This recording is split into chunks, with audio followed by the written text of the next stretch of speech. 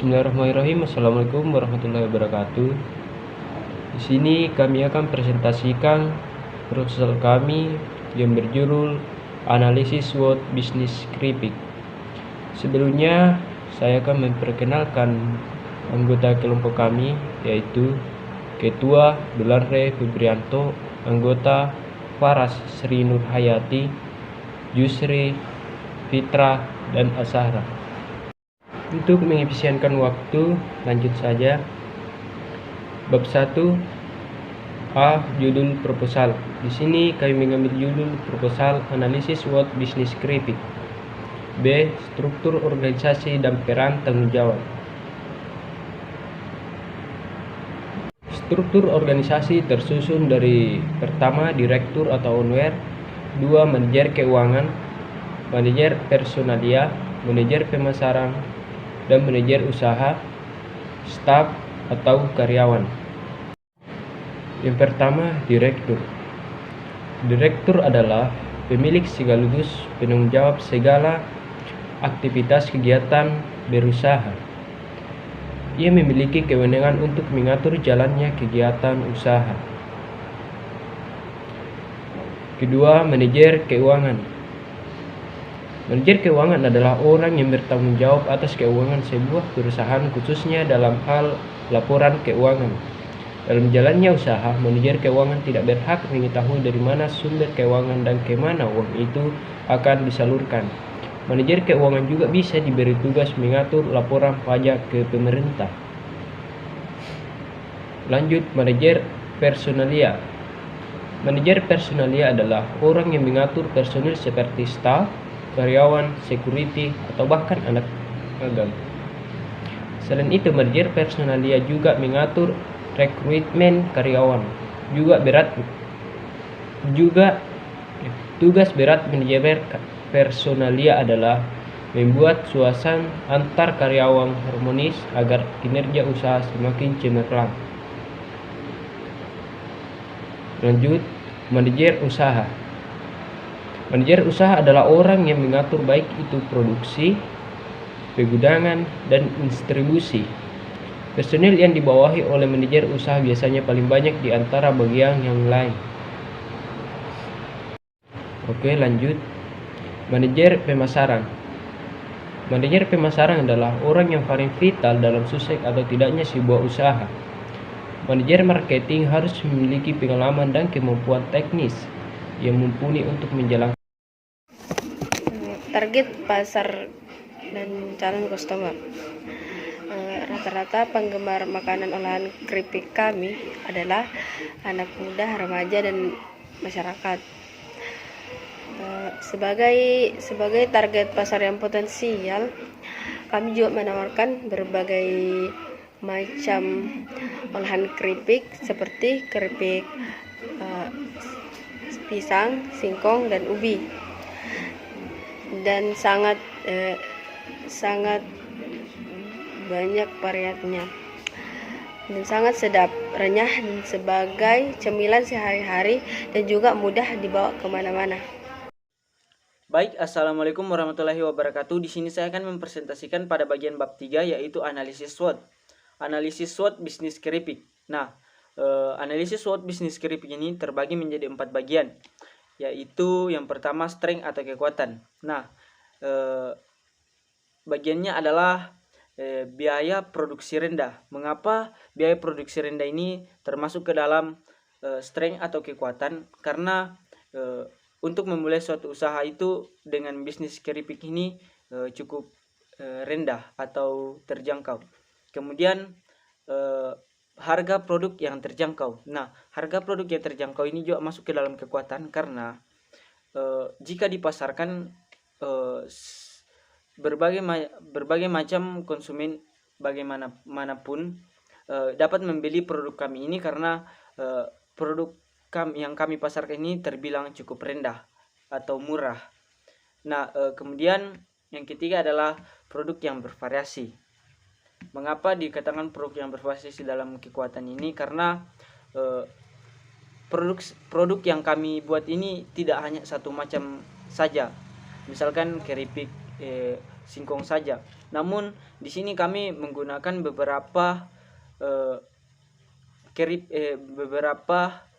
produk yang sejenisnya itu juga termasuk dalam keripik semua. Namun tidak hanya cuman satu produk saja. Kemudian bagian yang kedua yaitu weakness atau kelemahan. Nah, kelemahan itu yang pertama adalah produk mudah hancur sehingga memunculkan kekhawatiran saat dikirim ke konsumen. Nah, mengapa demikian? Termasuk dalam kelemahan karena jika ada konsumen yang memesan produk kami cukup jauh, itu bisa memungkinkan kualitas produk kami sampai konsumen itu bisa menilai rendah karena kita tidak tahu apa yang terjadi di saat proses pengiriman itu. Bisa saja keripiknya hancur atau apakah begitu ya. Itu bisa mengurangi kualitas dari produk kami. Kemudian yang kedua yaitu produk akan alot jika terkena angin terus-menerus. Nah, di sini juga produk kami itu tidak cukup tahan lama. Jadi jika kelamaan itu kualitas dari produk kami akan menurun. Jadi ini menjadi salah satu kelemahan kami jika memproduksi keripik ini, karena ya bahan mungkin dari kami itu ya bahannya ya cukup lumayan simple atau terjangkau. Jadi itu bisa menjadi kekurangan atau kelemahan kami. Kemudian yang bagian yang ketiga itu opportunity atau peluang. Nah, peluang itu yang pertama itu digemari masyarakat yang menyukai cemilan. Nah, ini bisa menjadi peluang bagi kami karena banyak masyarakat yang menggemari cemilan semacam keripik ini bisa kami gunakan sebagai peluang karena masyarakat yang menggemari ini bisa lumayan banyak. Jadi dapat menjadi peluang bagi kami. Kemudian tempat usaha yang strategis juga menjadi peluang karena bisa di mana saja. Bisa di rumah saja, bisa dititipkan ke warung-warung atau berbagai macam tempat yang memungkinkan untuk ditempati untuk barang ini disalurkan atau produk kami ini disalurkan ke konsumen. Kemudian yang keempat adalah threats atau ancaman. Nah, yang pertama itu banyaknya jumlah kompetitor atau pesaing. Karena mengapa dikatakan ancaman? Karena produk kami ini mudah ditiru oleh masyarakat luar. Jadi masyarakat mana saja. Jadi bisa saja produk kami ini banyak orang yang meniru karena produk ini sangat simpel untuk dibuat. Nah, yang kemudian bagian yang kedua itu adalah harga bahan baku yang bisa saja berubah-ubah. Nah, kan kami ini mempunyai produk yang produksi yang rendah. Nah, kemudian juga harga produk yang terjangkau. Nah, jika harga bahan baku ini bisa saja berubah-ubah, ini bisa menjadi ancaman kami karena dapat mengurangi keuntungan kami. Jadi ini bisa menjadi ancaman bagi kami. Baik, sekian penjelasan dari saya. Kurang lebihnya mohon dimaafkan. Assalamualaikum warahmatullahi wabarakatuh. Baik, assalamualaikum warahmatullahi wabarakatuh. Perkenalkan, nama saya Fitra Asara. Di sini saya akan membawa materi 4 anggaran, modal awal, bahan, tempat, iklan, dan seterusnya. Modal awal kita dapat memperoleh dari tabungan pribadi. Cara yang paling umum untuk mendapatkan modal usaha yaitu dengan menggunakan tabungan pribadi. Dan kalau uang pribadi masih belum cukup, kita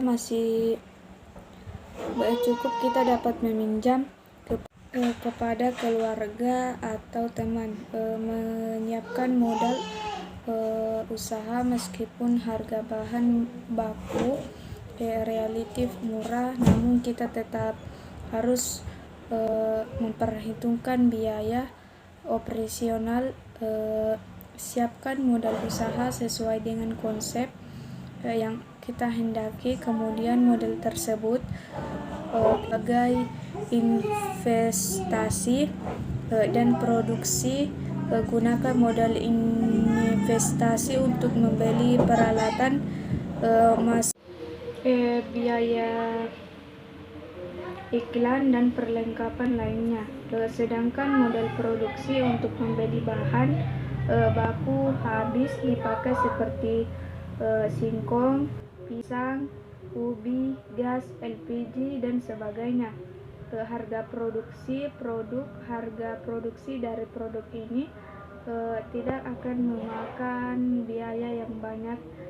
Mengapa? Karena pada proses pembuatannya, proses reproduksinya itu tidak menggunakan mesin atau semacamnya, hanya menggunakan pisau. Tahap kedua, menghitung biaya produksi.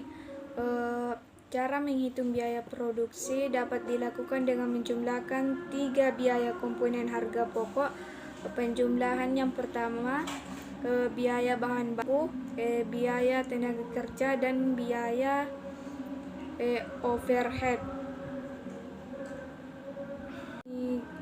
Demikian, rumus menghitung biaya produksi adalah biaya produksi biaya bahan baku ditambah biaya tenaga kerja langsung tambah biaya overhead produksi.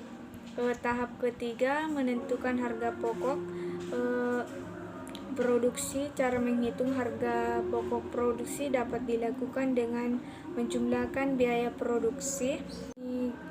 Demikian, rumus menghitung biaya produksi adalah biaya produksi biaya bahan baku ditambah biaya tenaga kerja langsung tambah biaya overhead produksi.